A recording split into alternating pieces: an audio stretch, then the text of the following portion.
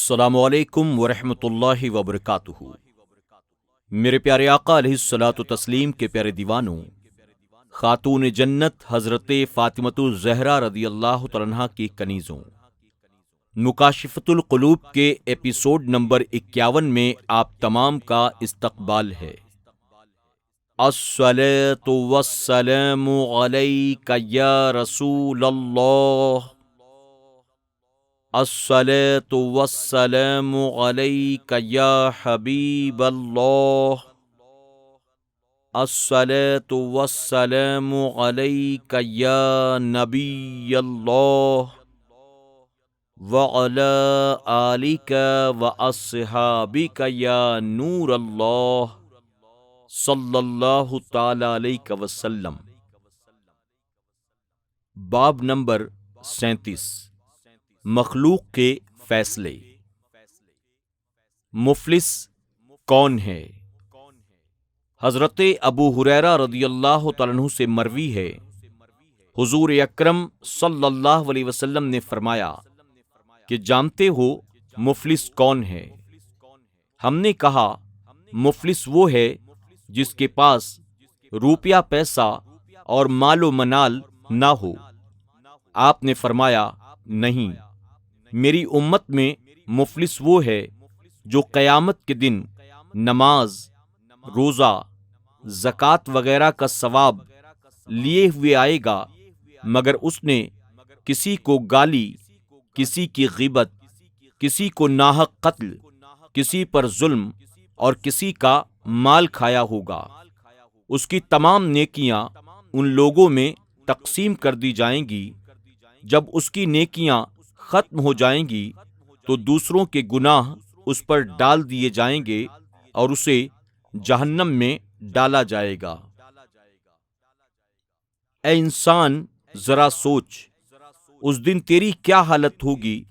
تیرے پاس کوئی ایسی نیکی نہیں ہوگی جسے تو نے ریا اور شیطان کے وسوسوں سے پاک ہو کر کیا ہوگا۔ اگر تو نے طویل مدت میں ایک خالص نیکی حاصل کر لی ہے تو وہ بھی قیامت میں تیرے دشمن لے جائیں گے۔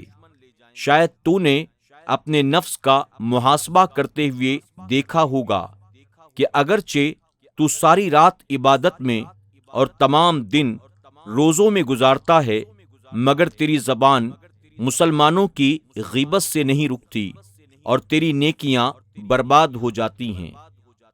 دوسری برائیاں جیسے حرام کی چیزیں کھانا، مشکوک مال ہضم کر جانا اور مکمل طور پر عبادت الہی نہ کر سکنے کی کوتاہی سے تو کیسے چھٹکارا پا سکتا ہے؟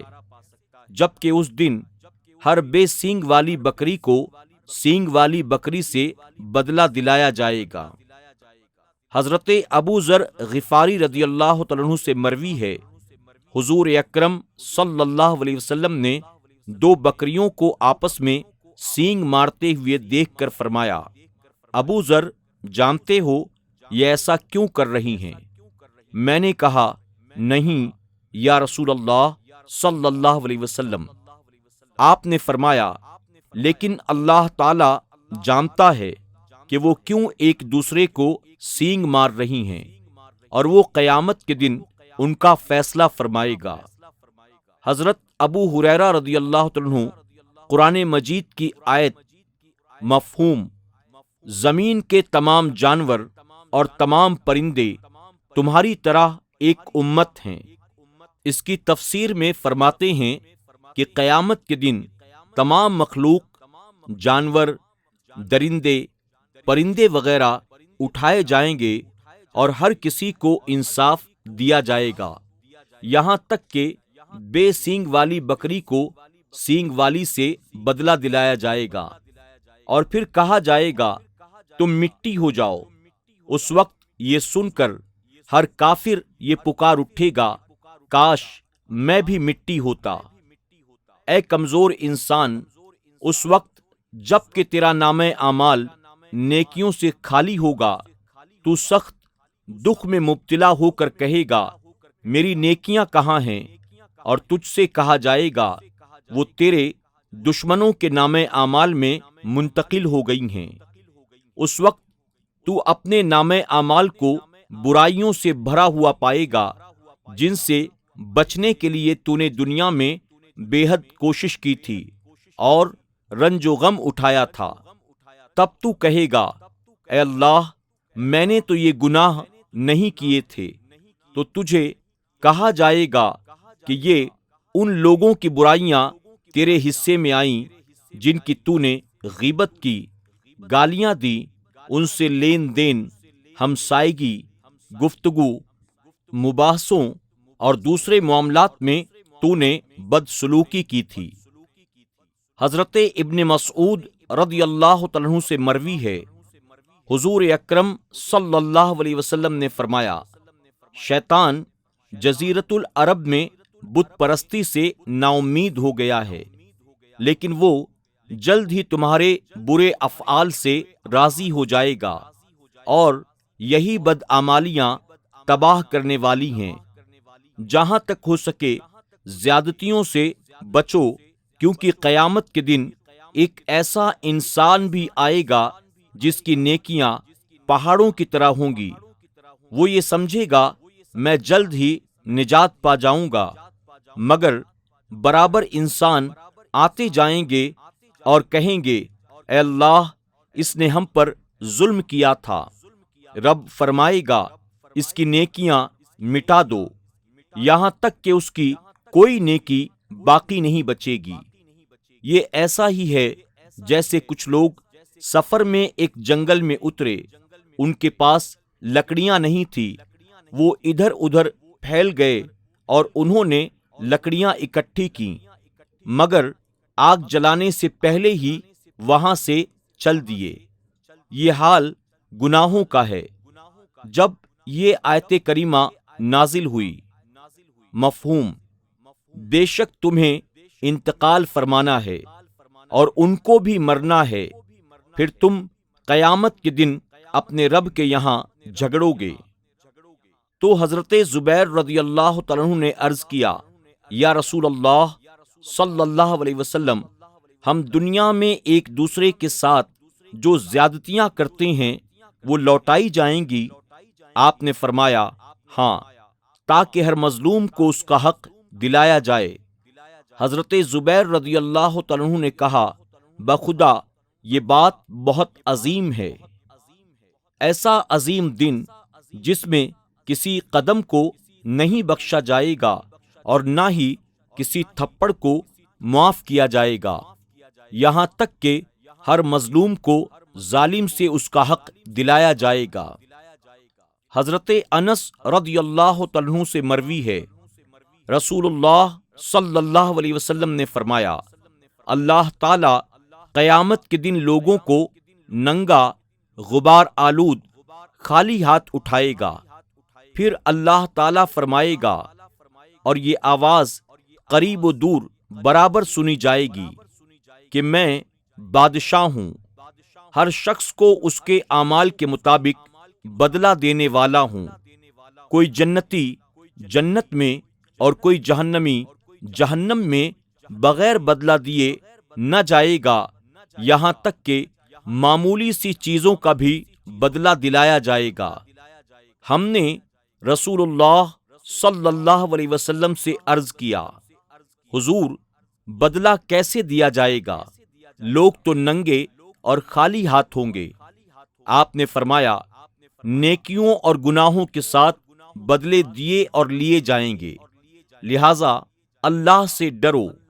لوگوں کے مال چھین کر، ان کی عزتیں پامال کر کے، ان کے دل دکھا کے اور ان سے برا سلوک کر کے ان پر ظلم نہ کرو، کیونکہ جو گناہ بندے اور خدائے پاک کے درمیان ہیں وہ بہت جلد معاف کر دیے جائیں گے۔ جو شخص گناہ اور لوگوں سے زیادتیاں کر کے توبہ کر چکا ہو، اسے چاہیے کہ وہ نیکیوں میں دل لگائے اور ان کو قیامت کے دن کے لیے ذخیرہ بنائے۔ اس کے علاوہ مکمل اخلاص سے ایسی نیکیاں کرے جو اللہ تعالیٰ کے سوا کوئی نہ جانتا ہو۔ ممکن ہے اسی کے طفیل اللہ تعالیٰ اسے اپنا مقرب بنا لے اور ان محبوب مومنوں کی جماعت میں اسے شامل فرما لے جسے وہ باوجود زیادتیوں کے اپنے لطف و کرم سے بخش دے گا۔ معافی کا انعام۔ حضرت انس رضی اللہ تعالیٰ عنہ سے مروی ہے، ہم رسول اللہ صلی اللہ علیہ وسلم کے ساتھ بیٹھے تھے، اچانک حضور اکرم صلی اللہ علیہ وسلم نے تبسم فرمایا، اس طرح کہ آپ کے مبارک دانت نظر آنے لگے۔ ہم نے عمر رضی اللہ تعالیٰ عنہ سے عرض کیا، میرے ماں باپ آپ پر قربان ہوں، حضور کس بات پر تبسم فرما رہی ہیں؟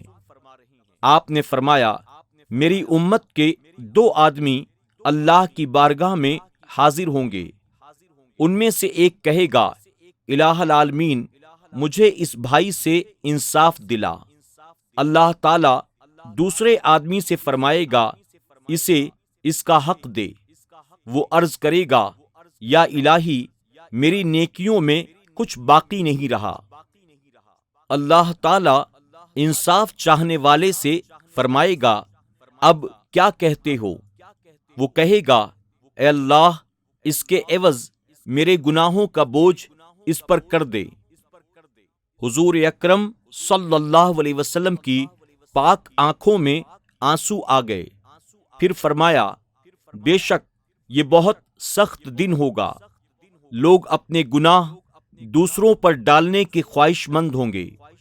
اللہ تعالیٰ پہلے شخص سے فرمائے گا کہ نظر اٹھا کر جنت کو دیکھ۔ وہ جنت کو دیکھ کر کہے گا، میں نے سونے چاندی کے اونچے اونچے محلات دیکھے ہیں جن میں موتی جڑے ہوئے ہیں، یہ کون سے نبی، صدیق یا شہید کے لیے ہے؟ اللہ تعالیٰ فرمائے گا، جو اس کی قیمت ادا کرے گا اسے دوں گا۔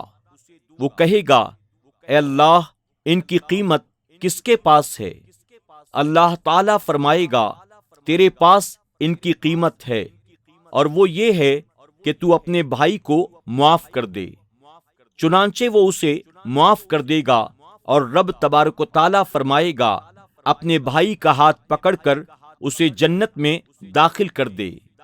اس کے بعد حضور اکرم صلی اللہ علیہ وسلم نے فرمایا، اللہ سے ڈرو اور ایک دوسرے سے نیکی کرو، اللہ تعالیٰ قیامت کے دن مومنوں میں آپس میں صلح کروائے گا۔ اس ارشاد میں یہ تاکید پائی جاتی ہے کہ انسان اپنے اخلاق بہتر بنائے، لوگوں سے نیکی کرے۔ اب اے انسان ذرا غور کر، اگر تیرا نامہ اعمال اس دن ظلموں سے پاک ہو یا اللہ تعالیٰ تجھے اپنے لطف و کرم سے بخش دے اور تجھے ہمیشہ کی سعادت کا یقین ہو جائے، تو اللہ تعالیٰ کی عدالت سے واپس لوٹتے ہوئے تجھے کتنی خوشی اور مسرت ہوگی۔ تیرے جسم پر اللہ کی رضا کا لباس ہوگا، تیرے لیے ابدی سعادت ہوگی اور ہمیشہ رہنے والی نعمتیں حاصل ہوں گی۔ اس وقت تیرا دل خوشی اور شادمانی سے اڑ رہا ہوگا، تیرا چہرہ سفید و نورانی ہوگا اور 14ویں کے چاند کی طرح چمکتا ہوگا۔ تو سر اٹھائے ہوئے وہ فقر کے ساتھ لوگوں میں جائے گا، تیری پیٹھ گناہوں سے خالی ہوگی، جنت کی ہواؤں اور اللہ کی رضامندی کی ٹھنڈک سے تیری پیشانی چمک رہی ہوگی، ساری مخلوق کی نگاہیں تجھ پر جمی ہوں گی، وہ تیرے حسن و جمال پر رشک کریں گے، فرشتے تیرے آگے پیچھے چل رہے ہوں گے اور لوگوں سے کہیں گے، یہ فلاں بن فلاں ہے، اللہ تعالیٰ اس سے راضی اور اسے اللہ نے راضی کر دیا، اسے سعادت ابدی میسر آ گئی ہے اور اسے کبھی بھی شقاوت سے ہمکنار نہیں ہونا پڑے گا۔ کیا تو یہ مقام اس مقام سے بلند نہیں سمجھتا جسے تو دکھاوا، بناوٹ، منافقت اور بناؤ سنگار سے لوگوں کے دلوں میں بناتا ہے؟ اگر تو اس بات کو اچھا سمجھتا ہے اور یقیناً وہی مقام آخرت اچھا ہے، تو اخلاص اور اللہ تعالیٰ کے حضور سچی نیت کے ساتھ حاضری دے، پھر تو یہ بلند مرتبہ حاصل کر لے گا۔ نامہ اعمال کا برائیوں سے بھرا ہونا اور اس کا انجام۔ نعوذ باللہ، اگر ایسا نہ ہوا اور تیرے نامہ اعمال سے تمام برائیاں نکلیں جنہیں تو معمولی سمجھتا تھا، حالانکہ اللہ تعالیٰ کے نزدیک وہ بہت بڑی غلطیاں تھیں، اسی وجہ سے تجھ پر اللہ تعالیٰ کا عذاب ہو اور وہ فرمائے، اے بدترین انسان، تجھ پر میری لعنت ہو، میں تیری عبادت قبول نہیں کرتا، تو یہ آواز سنتے ہی تیرا چہرہ کالا ہو جائے گا۔ پھر اللہ تعالیٰ کی ناراضگی کے سبب اللہ کے فرشتے تجھ پر ناراض ہو جائیں گے اور کہیں گے، تجھ پر ہماری اور تمام مخلوق کی طرف سے لعنت ہو۔ اس وقت عذاب کے فرشتے اپنی بھرپور بد مزاجی، بد خلقی اور وحشت ناک شکلوں کے ساتھ رب تعالیٰ کی ناراضگی کی وجہ سے انتہائی غصے میں تیری طرف بڑھیں اور تیری پیشانی کے بالوں کو پکڑ کر تجھے تمام لوگوں کے سامنے منہ کے بل گھسیٹیں، لوگ تیرے چہرے کی سیاہی دیکھیں، تیری رسوائی دیکھیں اور تو ہلاکت کو پکارے، اور فرشتے تجھے کہیں، تو آج ایک ہلاکت کو نہیں بہت سی ہلاکتوں کو بلا، اور فرشتے پکار کر کہیں، اے فلاں بن فلاں، اللہ نے آج اس کی رسوائیوں کا پردہ چاک کر دیا ہے، اس کے برے اعمال کی وجہ سے اس پر لعنت کی ہے، اور ہمیشہ رہنے والی بدبختی اس کو نصیب ہوئی ہے، اور یہ انجام بسا اوقات ایسے گناہوں کا ہوتا ہے جسے تو نے لوگوں سے چھپ کر کیا ہو، ان سے شرمندگی یا اظہار تقوی کے طور پر تو نے ایسا کیا ہو، مگر اس سے بڑھ کر تیری بے وقوفی اور کیا ہوگی، تو نے چند آدمیوں سے ڈر کر صرف دنیاوی رسوائی سے بچتے ہوئے چھپ کر گناہ کیا، مگر اس عظیم رسوائی سے جو ساری دنیا کے سامنے ہوگی، اس میں اللہ تعالیٰ کی ناراضگی، دردناک عذاب اور عذاب کے فرشتوں کا تجھے جہنم کی طرف گھسیٹنا اور دوسرے عذاب میں شامل ہوں گے۔ تو نے بچنے کی کوئی تدبیر نہ کی، قیامت میں تیری یہی کیفیت ہوگی، مگر افسوس کہ تجھے پیش آنے والے خطروں کا ذرہ برابر احساس نہیں ہے۔ میرے پیارے آقا علیہ الصلوۃ والتسلیم کے پیارے دیوانوں، خاتون جنت حضرت فاطمۃ الزہرا رضی اللہ تعالیٰ عنہا کی کنیزوں، اسی کے ساتھ یہ باب اور آج کا درس مکمل ہوا۔ انشاءاللہ زندگی رہی تو کل ایک نئے ایپیسوڈ اور ایک نئے باب کے ساتھ پھر آپ کی خدمت میں حاضر ہوں گے۔ تب تک کے لیے اجازت۔ السلام علیکم ورحمۃ اللہ وبرکاتہ۔